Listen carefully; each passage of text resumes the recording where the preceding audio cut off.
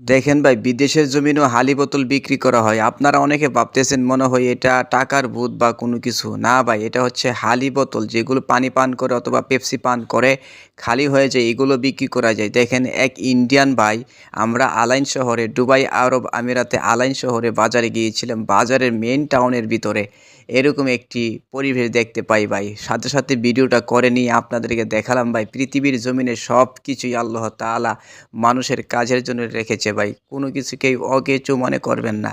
খালি বোতল আমরা বাংলাদেশে বিক্রি করি, কিন্তু অনেকে এটা নিয়ে খারাপ বা ঠাট্টা বিদ্রূপ করে। দেখেন বড় বড় টাকাওয়ালারা দেখেন খালি বোতল ভূতের মধ্যে এনে প্রবেশ করাচ্ছে, দেখেছেন ভাই? সব কিছুই ভাই পৃথিবীর জমিনে দাম, কোনো কিছু মূল্যহীন নেই। একদিন না একদিন আপনার কাজে লাগবে যদি আপনি রেখে দেন। দেখেছেন এখন উনি টিপতেছে, যেই কম্পিউটারে উনি টাচ করতেছে, অ্যাকাউন্ট নাম্বার দিচ্ছে তার মোবাইলে বা তার